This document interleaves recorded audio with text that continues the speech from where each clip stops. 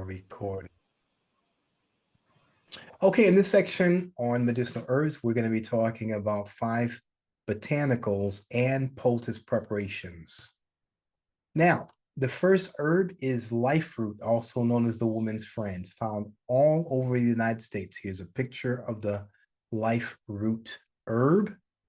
The part of the plant that we use is the flowering top, the leaves, and the root.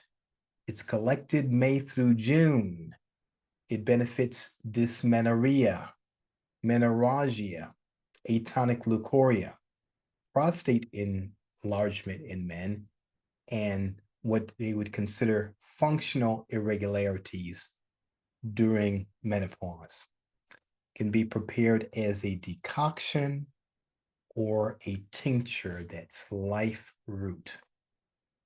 Now, the next herb is tansy, also known as the hexapod dispeller, found all over the United States. We use the seeds and the leaves in this case. One of the, I'll say, relatively few that we're using the seeds. Typically it's flowers and the tops and the leaves and the root, etc. But this is seeds as well. It's collected end of July through August. It is beneficial in expelling worms, for painful menstruation, and as an insect repellent. It can be prepared as an infusion or for emergency field use. And then burdock, a very popular and common herb to use, the rheumatic healer, found all over the United States using the seeds, head, roots, and it's collected September to October, typically in the fall. Now, in as far as roots go, you can collect it in the spring or in the fall, most often in the fall.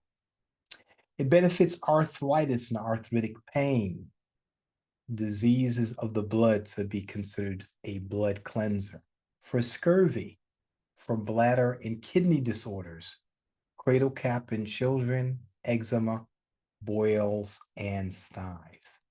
Can be prepared as an infusion, tincture, decoction, or poultice. And then arnica, the natural physician's friend, or you may say naturopath's friend, or people who work in natural health. Arnica alpina or alpina is found in the northern part of the United States, in the upper or higher elevations. Part of the plant that's used is the flowers. It's also known as leopard's bane, collected June through September, and it benefits bruises or swelling associated with sprains. So preparations, emergency field use. So this is something that you'd want to get if you were hiking, for example, at a higher elevation or something, and experience a sprain. And then it can also be used as a fomentation. Those are the preparation methods. And then golden seal, the universal herb, many applications. Botanical name, Hydrastis canadensis, found all over the United States. The part of the plant that's used is golden seal. You often hear golden seal root.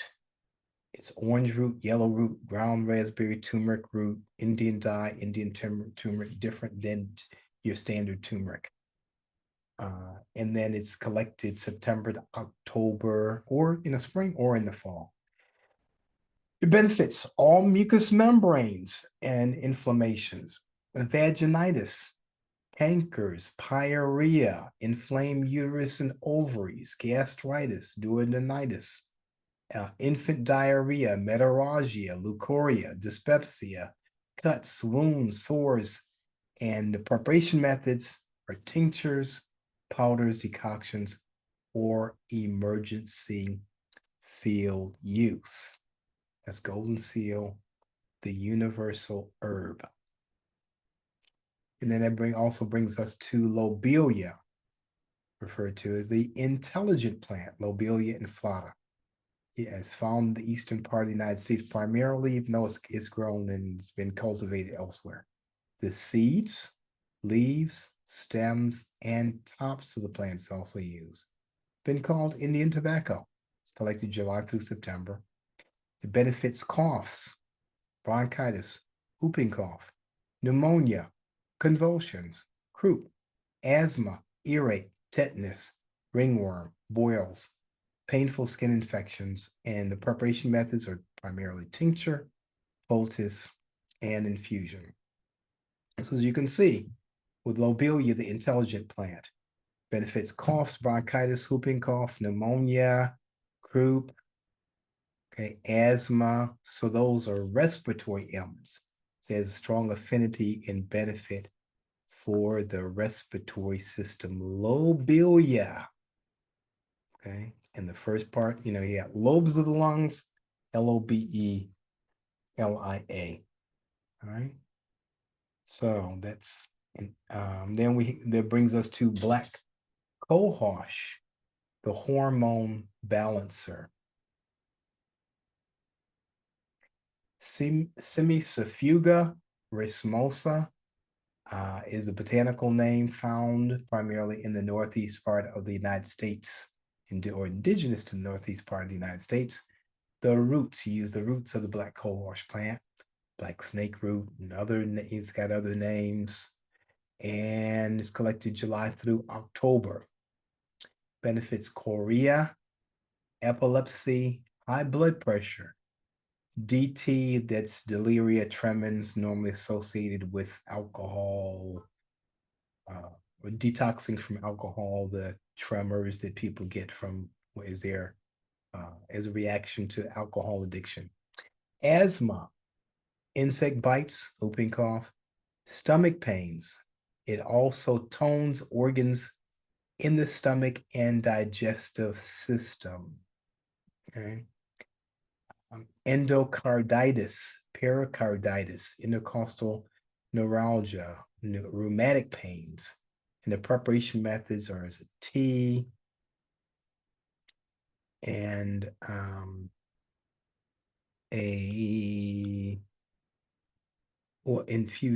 infusion. Tea. Yeah. Oh, excuse me, tincture. And that's obscured. And the infusion as well. Okay, and then that's going to bring us to raspberry, the pre-birth herb. Rubus strigosus is its botanical name. Found all over the United States. The leaves and the fruit are both medicinal. Right? Western black raspberry, Western red raspberry. You've seen raspberry, you've eaten raspberries. Yes, this is the fruit and this is considered herb. It is medicinal. Collected July through August. Benefits canker sores, like of the mouth and throat sores. Dysentery, diarrhea. It increases milk supply for nursing mothers. Ophthalmia, leukorrhea by injection, and preparation methods primarily infusion. Then we have squaw vine. It's an Indian medicine herbal, like some of these herbs that you'll see here come from Native American, or some people call it American Indian. It's really Native American folklore or medicine. Michella repens is a botanical name found in the southern United States, so it's native to the southern United States. The entire plant can be used. And what you'll find in here in your reading and study is if the entire plant is called for and you can use the entire plant, use the entire plant, because it has a synergistic effect. The various parts of the plant have their own qualities, own benefits, and work together. The synergy is working together where the sum of the total is greater than its individual parts and uses. Collected March through August, promotes benefits and promotes lactation, and then is benefits dysentery or helps to address dysentery, proper embryo and fetal development. It can be used for sore breasts during breastfeeding and relieves menorrhagia, amenorrhea, and dysmenorrhea. Preparation methods, infusion, and ointment. Okay. And then it brings us to skullcap, the nerve control herb. See a picture there on the right. Scutellaria lateriflora, found all over the United States. The part of the plants to use is the entire plant as well. Other name, madweed, Quaker bonnet, hoodwort. It's collected July through October. Benefits chorea, nerve tonic, insomnia, DTs or delirium tremens, hydrophobia, convulsions. Preparation methods, infusion or tinctures. Okay, that is skullcap. That brings us. So here's some takeaways in this section. Remember why it is important to find and identify herbs in their natural environment. Okay, and we'll be doing some of that. We will have an herb walk or herbal experience so we can see the herbs in their natural environment. Seeing pictures of them, helpful. Oftentimes, when people become familiar with herbs, if they get them in a box, let's say as a tea, okay, which is common, they're dried, they're not their natural color, you don't see a picture or any reference to them, so you wouldn't know them. I mean, dandelion, you're going to know, but other herbs, you would know by getting it as a tea or getting it as a dried product, getting it in a package, having something shipped. Okay. And most often, there's no picture, there's no reference, so you can see exactly what that looks like in nature, if that's growing in your backyard, is growing in your community. So you want to be able to find and identify herbs in their natural environment and know where it would be safe to harvest herbs. There are some recommendations for that, for where you harvest herbs and where you do not. So for example, we know that you're not harvesting herbs near roadsides, near industry, near areas that may have pollution or may be sprayed with chemicals. Whatever is in the water, whatever is in the environment is going to be in the herb as well.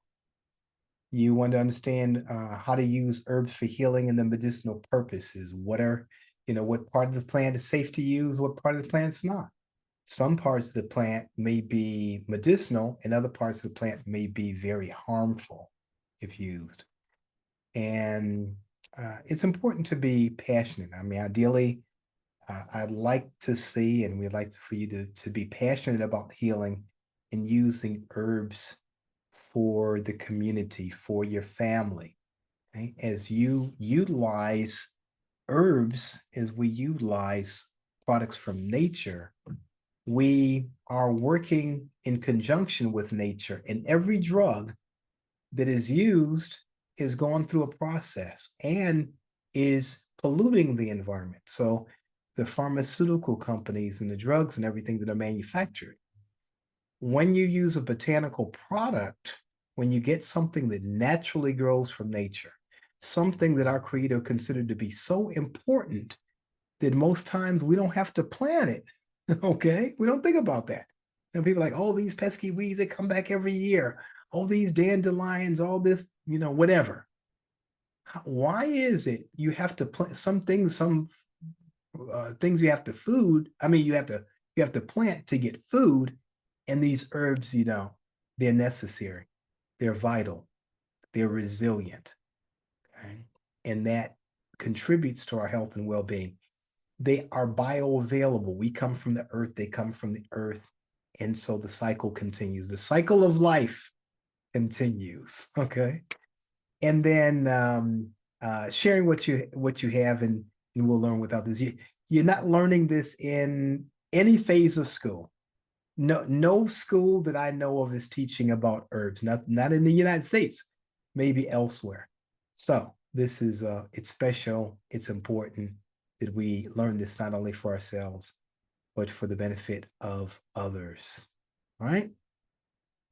And then, okay.